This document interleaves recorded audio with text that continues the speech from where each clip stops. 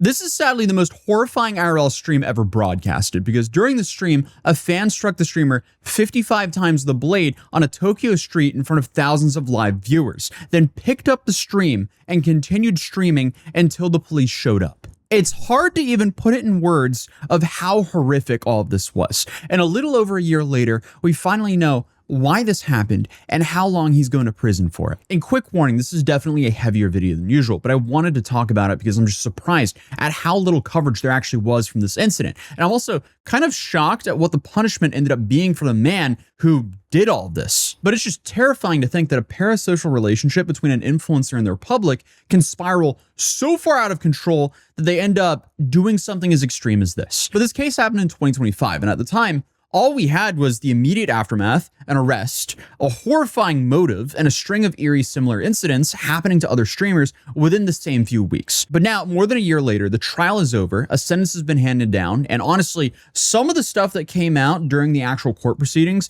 is even more disturbing than what we knew back then. So this nightmare starts in March 11th of 2025 at around 9:50 in the morning. Eri Sato was walking through the Takodanababa area of Tokyo's Shinjuku ward, live streaming on a Japanese platform called Who Watch. She'd been working on a project where she was walking along the Yamanote line, a train loop that circles around central Tokyo, and it's extremely popular with both tourists and locals. And here she was streaming the entire route live for audience. But what was supposed to just be another regular IRL stream turned into a complete nightmare within seconds when Sato suddenly stepped out of frame and started screaming. Then the guy picked up the stream phone and started looking into the camera. According to the reporting at the time, the stream captured Sato lying on the ground, visibly injured, with the attacker standing over her, asking if she was still alive before kicking her. And more than 6,000 people were watching all of this unfold live, completely unable to do anything but witness it all. And that all happened at 9:50 in the morning. And around 10 minutes later, police got a call at 10 in the morning, and they arrived shortly later.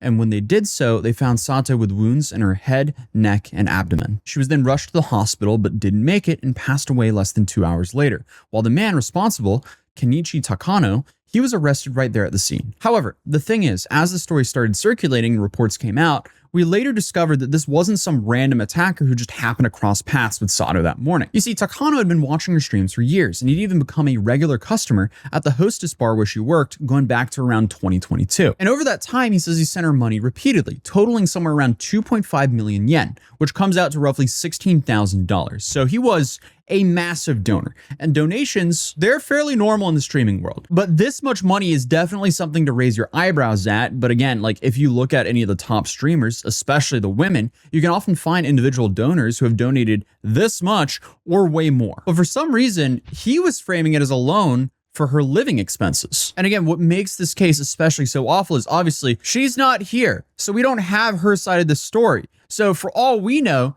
she was thinking that he was donating to her in the start. But when police first questioned him, Takano told them that he'd raised the money through his own savings and by taking out consumer loans, and that he made up his mind to attack Sato because she wouldn't pay him back. So my question then is, okay, was he donating to her and then suddenly changed his mind and wanted the money back? Or is this some sort of arranged deal between the two of them? But at the same time, he also claimed that he didn't mean to take her life, which is also pretty hard to believe because, you know, he tracked her public location, traveled to meet her, and then struck her 55 times with a blade. This is absolutely premeditated. Everything about this case is just so gruesome. And that's also just the other detail that made this so eerie and unsettling, because this wasn't random. Takano had reportedly seen Sato announce her Yamanote line live stream in advance, and he used that announcement to figure out exactly where she would be. So in other words, the same platform that was supposed to connect her with an audience is what led him to find and ambush her. Also, the week this happened to Sato, you had also crazy other events that happened to other female IRL streamers. Because just days earlier, streamers Valkyrie, Senna, and Emeru, they were confronted by an aggressive man at Santa Monica Pier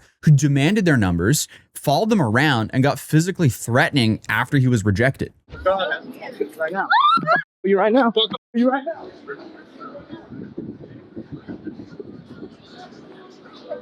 Security, please, please.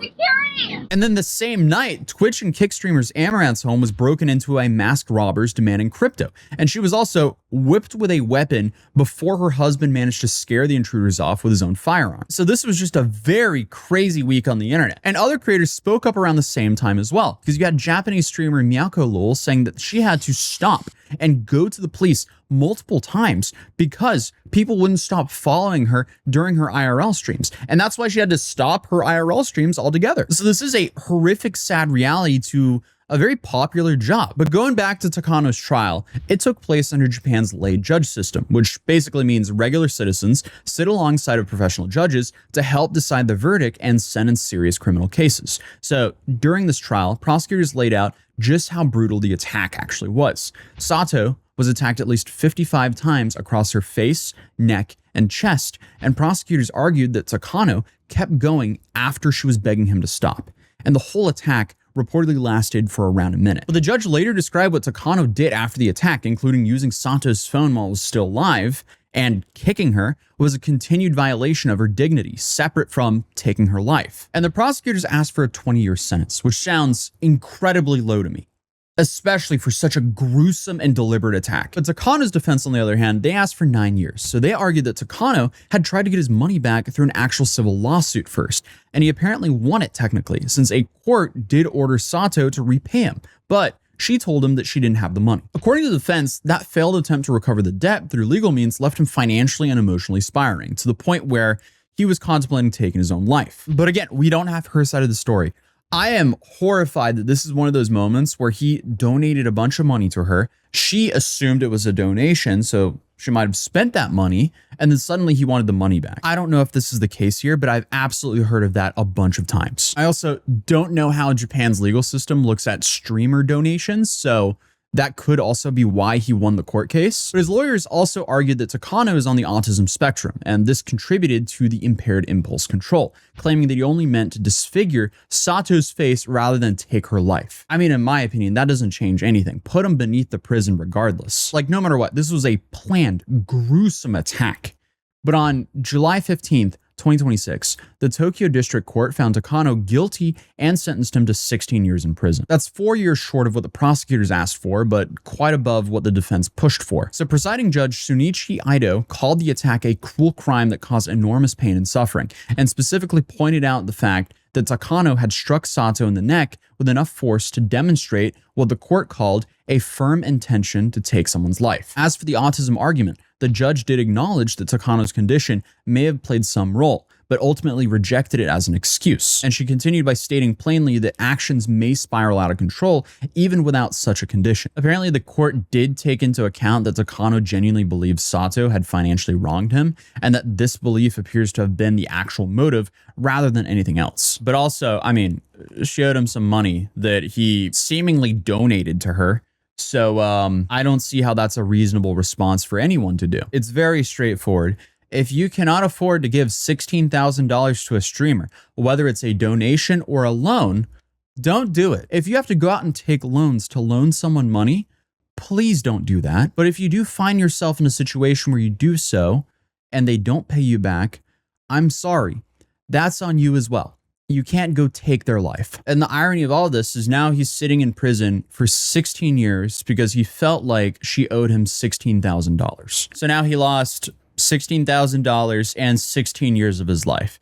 But also, he is so lucky it was only 16 years of his life, because in most other countries, that would be a whole lot more. At the time of recording this video, there's no public indication of an appeal being filed by either side. So as of right now, this is where this case rests. But honestly, what's even more worrying is just in the last few years, you've had two separate cases that were very similar. Because in 2025, a Korean streamer passed away, and a viewer who had reportedly donated tens of thousands of dollars to her was arrested in connection with this case. And just now, just days before Takano's sentencing, a South Korean stock market YouTuber in his 40s was attacked multiple times in Busan by a man in his 20s who police say had lost money following his advice. And the suspect reportedly tracked a YouTuber down to a commercial building and attacked him before fleeing the scene, though he was arrested a couple hours later. Thankfully, this YouTuber did survive, but he did get some serious injuries. So I mean, overall, this is just a scary time, because as, I guess, live streaming and content creation becomes more popular and more people start doing it, now we're seeing more people getting attacked for their content. But looking at all these cases, there is a common thread running through all of them, because it seems like these are all viewers who are attacking the creator, some because of parasocial relationship and others for just following stupid financial advice. But these parasocial relationships can easily get really scary for a small number of people, because these interactions can gradually become something way bigger in their own minds. So they start expecting something in return, whether that's attention, a friendship, or just a level of personal obligation that simply doesn't exist. And in the case in Japan and South Korea, most likely these men wanted validation, hence why they were giving these women money. But unfortunately, when reality didn't match their expectations, disappointment sometimes might turn into resentment. And in the rarest and most extreme cases, that resentment can clearly become very dangerous. And it's also a concern that platforms have increasingly acknowledged as well. After the series of incidents that happened to Valkyrae, Emaru, Cinna, and Amaranth, Twitch said that it was horrified by any kind of harassment or abuse, even when it happens off the platform, adding that its own safety teams were actively looking into the issue. And I guess even though that Takano was ultimately sentenced to 16 years in prison, it also fell well short of what prosecutors had requested. But more importantly, no sentence changes what happened to Sato, and nothing about this verdict brings her back. And I'm kind of just at a loss for words for what happened, and I just hope nothing like this happens again. But unfortunately, I don't think we'll be that lucky.